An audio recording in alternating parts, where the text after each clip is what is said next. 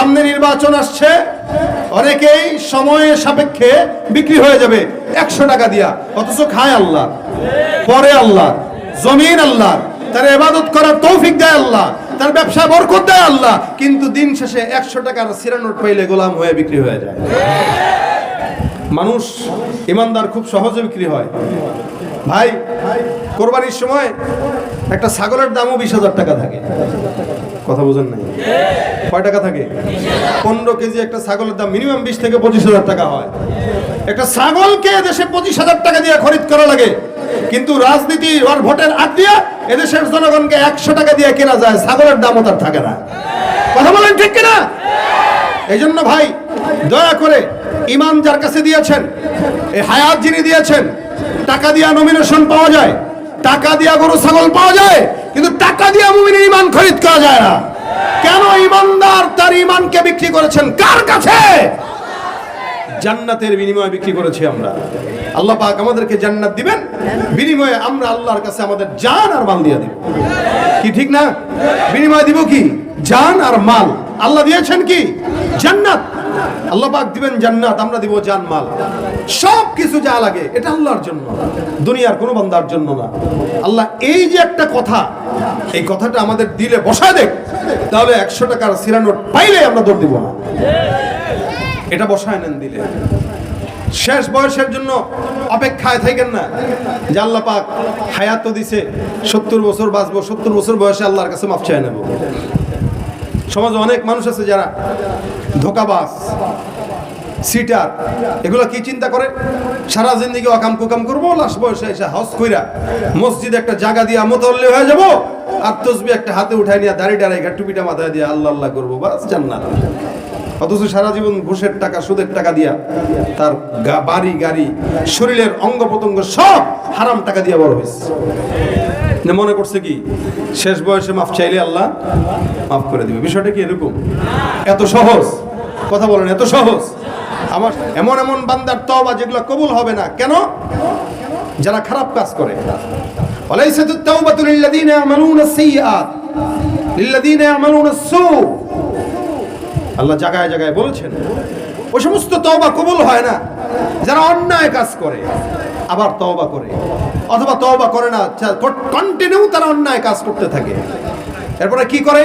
হাত্তা ইদা হাদারা আহাদাকুমুল মাউত, যখন নাকি তোমাদের কাছে অথবা তাদের কাছে মউত আসে, তখন তারা বলে ক্বালা ইন্নী তুবতুল আন, আল্লাহ এখন তওবা করতেছি, আল্লাহ মাফ করে দিও। মানে মউত আসবে আসবে ভাব, ওই সময় আল্লাহ মাফ করে দেওয়া। শেষ বয়সে আল্লাহর কাছে মাফ চায়। আল্লাহ বলেন ও মনে করছে আল্লাহ মাফ করে দিছে, কিন্তু তার হালত কি? আল্লাহ পাক বলেন ওয়ালাল্লাযীনা ইয়ামুতুনা ওয়া হুম কুফার, ওদের হালত হলো ওরা এমন অবস্থায় মৃত্যুবরণ করে যে তারা কুফরির হালতে মৃত্যুবরণ করে। নাউযুবিল্লাহ। মনে করে আল্লাহর কাছে চাইলে আল্লাহ মাফ করে দিবে, কিন্তু আল্লাহ তো মাফ করে না। আল্লাহ বলতেছেন তারা কুফরের হালতে মৃত্যুবরণ করে। এবং কি আছে তাদের জন্য? উলাইকা আ'তাদনা লাহুম আযাবান আলীমা, এই সমস্ত বেঈমানদের জন্য, জাহেলদের জন্য আল্লাহর তরফ থেকে মারাত্মক আযাব আর যন্ত্রণাদায়ক শাস্তি আমি আল্লাহ পাক রেখে দিলাম। সুতরাং এই চিন্তা করেন, আল্লাহ যদি কেউ এখানে থাকেন যারা এই চিন্তা করতেছেন যে আমিও 60 বছর বয়সে মাফ চাবো, চিন্তার থেকে বেরোয় আসেন। কেন? মানুষ চিন্তা করে আমি তওবা করব, আমি আগামীকাল তওবা করব, এই চিন্তা মানুষ করে। কিন্তু যখন সে রাত্রেবেলা ঘুমায় লাম ইয়াস্তাইকিজ, সে তো আর উঠে না, হয়তো এই ঘুমের ভিতরেই তার মউত চলে আসে। এই জন্য আল্লাহর কাছে এইভাবে দোয়া চাওয়া, আল্লাহ প্রতিনিয়ত যে হায়াত আছে, হায়াতের ভিতরে যত গুনাহ হয়েছে, আল্লাহ এই মুহূর্তে আমি তওবা করলাম ওই গুনাহ থেকে। বান্দা যখন বারবার গুনাহের কথা স্মরণ করে প্রতিনিয়ত তওবা করে, ওই বান্দার কপালে আল্লাহ তওবা নসিব করা দেয়। সুবহানাল্লাহ। আর এখানে এমন কেউ নাই যে ব্যক্তি বলবেন যে আমার জিন্দেগিতে কোনো গুনাহ নাই। আছেন কেউ? সামনে থেকে আছে? যত বড় পীর হোক আছে, যত বড় বুজুর্গ হোক আছে, কেউ কি বলতে পারবে এই দুনিয়াতে আদম থেকে এই পর্যন্ত কেউ বলতে পারবে যে আমার জীবনে কোনো গুনাহ নাই? আছে? নবীরা ছাড়া। নবীরা কি মাসুম, নিষ্পাপ। সাহাবা একরামদেরকে আল্লাহ পাক মাফের ঘোষণা কোরআনে স্পষ্ট বলেছেন, রাদিয়াল্লাহু আনহুম ওয়া রাদু আন। তাদের উপর আল্লাহ খুশি, আল্লাহও তাদের উপর সন্তুষ্ট। তার মানে সাহাবা আজমাইনদেরকে আল্লাহ দুনিয়াতেই মাফের ঘোষণা দিয়েছেন। আসতে কোন কেন পছন্দ হয় না এই কথাটা? কথা কয় না। সাহাবা একরাম যে নিষ্পাপ, কোনো সন্দেহ আছে না? কিছু কিছু মানুষের আছে, কিছু কিছু মানুষের আছে, এরা মানতে চায় না সাহাবা একরাম যে নিষ্পাপ। এই জন্য এক বাক্যে কথা স্বীকার করবেন, সাহাবা আজমাইনরা নিষ্পাপ, আল্লাহ তাদেরকে মাফ করে দিয়েছেন। কথা বলেন ঠিক কিনা? রাদিয়াল্লাহু আনহুম ওয়া রাদু আন, আল্লাহ তাদেরকে মাফ করে দিয়েছেন, তারাও খুশি, আল্লাহও খুশি। সাহাবা একরামদের পরে যারা আসছেন তাবেঈ, নবী বলেন আল্লাহ পাক তাবেঈদেরকেও মাফ করে দিবেন। সুবহানাল্লাহ। এজন্য রাসূল সাল্লাল্লাহু আলাইহি ওয়াসাল্লাম বলেন আখাইরু উম্মতি করনি সুম্মাল্লাযীনা ইয়ালুনাহুম সুম্মাল্লাযীনা ইয়ালুনাহুম, আমার জামানা সবচাইতে উত্তম জামানা, এরপরের জামানা হলো সাহাবা আজমাইনদের জামানা, এরপরের জামানা হলো তৃতীয় জামানা তাবেঈদের জামানা, এরপরের জামানা যেতে যত বান্দা আসছে সমস্ত বান্দার জামানার অবস্থা অনুযায়ী প্রত্যেকটা বান্দার গুনাহ আছে না নাই? ভাইরা আমার, যেই ব্যক্তিটা আজকে থেকে 100 বছর আগে জন্মগ্রহণ করলো, ওই ব্যক্তিটার আপনার আমার থেকে গুনাহ কম না বেশি? কম। কেন কম বলে? ফিতনা থেকে সেই ব্যক্তিটা 100 বছর দূরে। যখন থেকে মোবাইল আসা শুরু হলো তখন থেকে এই ফিতনা বাড়তেছে না কমতেছে? আমরা আগে দেখেছি না, বলেছে না মোবাইল দিয়েছে কে? অমুক। আমি তখন বলতাম এই সমাজে উলঙ্গপনা বেহায়াপনা প্রচার করেছে কে? অমুক। যখন থেকে মোবাইল আসলো মানুষগুলা বেশি বেহায়া আর উলঙ্গপনার ভিতরে চলে গেল। কথা ঠিক না? এ মুসলমান খুব বুঝবেন, আল্লাহ পাক রব্বুল আলামিন জামানার ভিতরে বান্দাদেরকে সম্মানিত করবেন। যে বান্দা যত নিকটে ওই বান্দা তত আল্লাহর নিকটে। এই জন্য আল্লাহ পাক রব্বুল আলামিন বলেন ওয়াস-সাবিকুনাস সাবিকুন উলাইকাল মুকাররাবুন। আমার আল্লাহ পাক রব্বুল আলামিন বলেন যারা সাবিকিন তারা নিকটবর্তী। ফি জান্নাতিন নাঈম সুল্লাতুম মিনাল আউয়ালিন ওয়া কালিলুম মিনাল আখিরিন। আল্লাহ পাক রব্বুল আলামিন বলেন জামানা যত সামনের দিকে আগাবে মানুষ তত জাহান্নামের দিকে আগাবে, জামানা যত অতীতে মানুষ তত আল্লাহর জান্নাতের নিকটে। আজকে থেকে 10 বছর আগে যেই সন্তান জন্মগ্রহণ করলো, আপনার আমার চাইতে 10 বছর আগের জন্মগ্রহণ করা বান্দাটা অনেক বেশি উত্তম। কেন? বলে ওই বান্দাটা আপনার আমার চাইতে 10 বছর হলো পয়গম্বরের নিকটে, ঠিক কিনা? যেই বান্দাটা 100 বছর আগে জন্মগ্রহণ করলো আমার চাইতে 100 বছর নবীর নিকটে, আমার বাবা আমার চাইতেও আমার নবীর নিকটে, আমার দাদা আবার আমার বাবার চাইতেও নিকটে। কেন? আপনার আমার জন্ম আমার বাবার চাইতেও অনেক পরে, আমার বাবার জন্ম আমার চাইতে অনেক আগে। যেই ব্যক্তিটা গতকাল জন্মগ্রহণ করলো আগামীকাল জন্মগ্রহণ করা সন্তানের চাইতে ওই ব্যক্তিটা একদিনে হলেও পয়গম্বরের নিকটে, ঠিক কিনা? ভাইরা আমার একটু বুঝেন তো, যেই ব্যক্তিটা আজ থেকে 10 বছর আগে জন্মগ্রহণ করলো, 10 বছর আগের ফিতনা এখনের ফিতনা থেকে বেশি না কম? বেশি।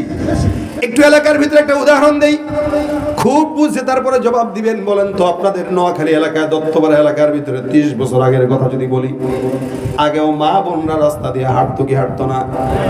মা বোনরা যখন আমাদের 30 বছর 40 বছর আগে এই সমাজের ভিতরে মা বোনরা হাঁটতো, দেখবেন মা বোনরা যখন রাস্তা দিয়ে বের হয়, কোনো পরপুরুষ যখন তার রাস্তা দিয়ে হাঁটতো, ওই পরপুরুষ দেখার সাথে সাথে আপনার আমার মা বোনেরা সুন্দর করে ঘোমটাটা নিচের দিকে দিয়া তারপরে কোনো বিল্ডিং এর আড়ালে লুকায় যেত, অথবা কোনো গাছের আড়ালে লুকাইতো, পুকুরের পাড়ে লুকাইতো, টিনের বেড়ার নিচে লুকাইতো। যদিও বয়সটা 60 বছরের মুরব্বী, এরপরেও কিন্তু কোনো পরপুরুষ দেখার সাথে সাথে সে লুকায় যাইত। কিন্তু 10 বছর পরে 30 বছর পরে এখনকার 2025-এর বাংলাদেশের হালত, পরপুরুষ দেখলে পলাবে তো দূরের কথা, ওড়নাটা বুকে থাকলেও সেটারে সরায় দিয়া দেখায় দেয় আর বলে এটা আমার স্বাধীনতা, ঠিক কিনা জোরে কোন? আর এদেরকেও স্বাধীনতার কান পড়া দিচ্ছে একদল বেহায়ারা। কারা? ওই শিয়ালেরা যারা মুরগির স্বাধীনতা চায়, ওই বিড়ালেরা যারা মাছের স্বাধীনতা চায়। বাংলাদেশেও চরিত্রহীন লম্পটগুলো নারীদের স্বাধীনতা চায়, ঠিক কিনা জোরে? আর আমার স্বাধীনতা ইসলাম বেশি দিছে না কম দিছে? এরপরেও বেশি স্বাধীনতার নামে তারা উলঙ্গপনা বেহায়াপনায় এমন স্লোগান দেয়, আমরা সবাই বেশ্যা বুঝে নিব বেশ্যা। মুখস্থ আছে আপনাদের, দেখছি তো আমরা স্লোগান। এটার নাম যে স্বাধীনতা না, এটা তারা বুঝে না। আল্লাহ এদেরকে বুঝার তৌফিক দেখ। এক সময় আমরা দেখতাম মা বোনেরা রাস্তায় বের হইলে বোরকা পরে বের হয়তো, শুধু তাই নয়, রিক্সার আগে রিক্সায় যখন উঠতো রিক্সার সামনে আবার সুন্দর করে পর্দা ঝুলানো থাকতো। হ্যাঁ, পর্দা আলাদা, কালো পর্দা। মা বোনরা পর্দা বোরকা করতো ঠিক, মাঝখান দিয়া বোরকার উপরে নেকাব যেটা টেনে দিত, ওই নেকাবটা ফুটা ফুটা থাকতো যেন সামনে দেখতে পারে।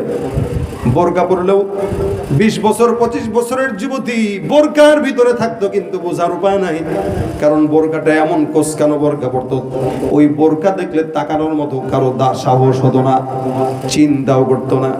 আর বর্তমান সময়ে লেডিসেরা এমন বোরকা বের করছে আর এমন বোরকা পরে, যেই বোরকার কারণে শয়তান 14টা তাদের পিছনে দৌড়ায়। ভাইরা আমার, এক সময়ের জামানা এখনের জামানায় এটাই পার্থক্য। আমি আমার নিজের ছোটবেলার কথা যদি বলি ভুল হবে না। আমরা আমাদের মা বাবাকে দেখছি সকালবেলা ফজরের নামাজের পর থেকে শুরু করে ইশরাক পর্যন্ত যায় নামাজের বিছানার মধ্যে বসা থাকতো। এখনো পর্যন্ত আমার মায়ের জলচকি আছে, এলাকা আসেনি। নামাজের জলচকি চিনেন না? এখন চিনেন না? এখন নাই, আগের কালের আছে, আগের যাদের ছিল এদের এখনো আছে। তা আমার ভাই, নোয়াখালীর মানুষের তো এটা বেশি থাকার কথা, কারণ আমার পূর্বপুরুষরা নোয়াখালীরই ছিল, যার কারণে ওই সিলসিলা এখনো আমার মা এটা ব্যবহার করে। আমার নানিরাও দেখছি, আমার দাদিরাও দেখছি, আমার মারও দেখি, এখনো দেখি। এখনো পর্যন্ত আমার মা একটা জলচকি আছে, ওই চকির মধ্যে জায়নামাজটা আলাদা থাকে, এটার এমনি গোছায় রাখে আর কি। আলাদা একটা কাপড় থাকে পরিচ্ছন্ন, তসবি থাকে, কোরআন থাকে, ওজিফা থাকে। নামাজের সময় পরনের কাপড়টাকে পাল্টে তারপরে ওই কাপড়টা পরে নামাজ আদায় করে। তসবি আছে, ওজিফা আছে, পাঠ করে, আবার সুন্দর করে নামাজ শেষ ওই জায়গাটা রেখে আবার তারপরে চলে যায়। আমরা যখন সকালবেলা ছোটবেলায় ঘুম থেকে জাগতাম, সুন্দর একটা পরিচ্ছন্ন জিকিরের আওয়াজ, ওই জিকিরের আওয়াজটা আমাদের কানে আসতো, সুবহানাল্লাহ, আলহামদুলিল্লাহ, লা ইলাহা ইল্লাল্লাহ। আমি আমার এখনো পর্যন্ত মনে হয় আমার মাও আলেম না, বাবাও আলেম না, স্কুলে পড়ছে। আমার বাবা একজন সরকারি চাকরিজীবী ছিলেন, সচিবালয় 40 বছর পর্যন্ত চাকরি করছেন, অফিসার। কিন্তু দাওয়াত ও তাবলীগের মেহনতের কারণে আমাকে মাদ্রাসায় ভর্তি দিয়েছেন। এরপরেও এখনো পর্যন্ত আমি আমার বাবাকে কোনোদিন তাহাজ্জুদ ছাড়া দেখিনি, আমার মনে পড়ে না। শুধু তাই নাই, ছোট্টবেলায় যখন ঘুম থেকে আমাদেরকে জাগাইতো, আমার মা আর বাবার কণ্ঠে জিকিরের আওয়াজে আমাদের ভাই বোনদের ঘুম ভাঙতো। অধিকাংশ মানুষ যারা আপনারা আছেন, আপনাদের হালতটাও মিলায় দেখেন, এরকম দাদা অথবা দাদি, নানা অথবা নানির জিকিরের আওয়াজে নাতিদের ঘুম ভেঙে যেত। আর বর্তমান সময়ে বাচ্চাদের ঘুম ভাঙে মা বাবা, দাদা নানির মোবাইল, ফেসবুক, ইউটিউবের আওয়াজে। এখন আর জিকিরের আওয়াজ শোনা যায় না। ঘুম থেকে এই জায়গায় আগে মোবাইলের ভিতরে ঢুকে ঘুমানোর আগে ইউটিউব চালায়, ঘুম থেকে উঠে তারপরে মোবাইল দেখে, ফেসবুকে দেখে, কি অবস্থা কি অবস্থা। দেখতে দেখতে সন্তানটাও উঠে, সন্তানটাও ঘুমায়, যার কারণে এখনকার সন্তানদের কানের মধ্যে কোরআনের আওয়াজ মজা লাগে না। ভাইরা আমার, এই কারণে জামানার অনেক পরিবর্তন। আল্লাহ পাক রব্বুল আলামিন বলেন, পূর্ববর্তী জামানার মানুষগুলো অধিকাংশ জান্নাতি, আর যারা পরে আসবে এরা অধিকাংশ জাহান্নামী। কেন বলে? জামানা যত সামনের দিকে হবে ফিতনা বাড়বে। এই কারণে আল্লাহ পাক রব্বুল আলামিন বলে, বান্দা ফিতনা যতই বাড়ুক না কেন, বান্দা তোর গুনাহ যত হোক না কেন, গুনাহের বোঝা মাথায় নিয়ে কোনো ইমানদার বান্দা যদি আল্লাহর দরবারে একবার যায়, আমি আল্লাহ ওই বান্দার ডাকে 10 বার সাড়া দিয়ে দিব। সুবহানাল্লাহ। আমার আল্লাহ বলেন, কোন বান্দা যদি আমার দিকে হেঁটে হেঁটে আগায়, আমি আল্লাহ ওই বান্দার দিকে দৌড়ায় দৌড়ায় আগাই। আল্লাহ পাক রব্বুল আলামিন এই কারণে বান্দাকে জায়গায় জায়গায় তুবু ইলাল্লাহ, তুবু ইলাল্লাহ, আল্লাহ পাক সব জায়গায় বান্দাকে তওবার কথা বলেছেন, ইস্তিগফারের কথা বলেছেন। হাদিস শরীফে আপনার আমার পয়গম্বর মুহাম্মদুর রাসূলুল্লাহ সাল্লাল্লাহু আলাইহি ওয়াসাল্লাম বলে, হে ইমানদার বান্দা, গুনাহের বোঝা মাথায় নিয়ে কোনো বান্দা যদি একবারের জন্য পাঠ করে আস্তাগফিরুল্লাহ, আল্লাহর নবী বলেন সমুদ্রের ফেনা পরিমাণ গুনাহ যদি হয়, আমার আমার আল্লাহ ওই বান্দার সব গুনাহগুলো মাফ করে দেন। সুবহানাল্লাহ।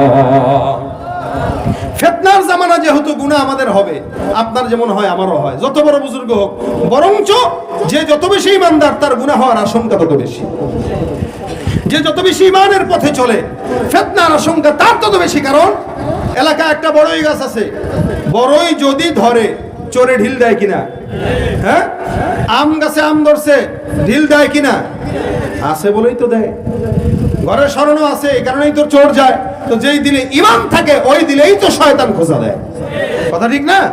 এই কারণে ইমানওয়ালা দিলে শয়তানের নজরে পড়ে বেশি। ইমানওয়ালা দিলে শয়তান কিভাবে আসে? সুম্মা লাআতিয়ান্নাহুম মিন বাইনি আইদিহিম ওয়া মিন খালফিহিম ওয়া আন আইমানিহিম ওয়া আন শামাইলিহিম ওয়া লা তাজিদু আকসারাহুম শাকিরিন। আল্লাহ পাক রব্বুল আলামিন বলেন, শয়তান ডানে বামে সামনে পিছনে চতুর্দিকে আসে, এমন কি তোমাদের রক্তের সঙ্গে মিশে মিশে চলে। যেই ব্যক্তি যত ইমানদার ওই ব্যক্তির পিছনে শয়তান তত বেশি ছুটে। আর যার গুনাহ নাই, ইমানদার না, বেঈমান, ওর কাছে শয়তান যাবে করে তো জন্মের পরে একটা মেরে দিছে, এক গিয়ার দিয়ে কিয়ামত পর্যন্ত চলতে পারবে। আর ইমানদারদের কাছে বারবার শয়তান যায়। ইমানদার একবার গুনাহ করে আবার করে আস্তাগফিরুল্লাহ, আবার গুনাহ করে আবার বলে আস্তাগফিরুল্লাহ, আবার গুনাহ করে আবার বলে আস্তাগফিরুল্লাহ। আল্লাহ পাক রব্বুল আলামিন বলে, বান্দা গুনাহ করে আর বলে, গুনাহ করে আর বলে, গুনাহ করে আর বলে, টেনশন নাই। বান্দার গুনাহ যতই বড় হোক না কেন, আমি আল্লাহর দয়া আসমানের আর সাগরের চাইতে বেশি।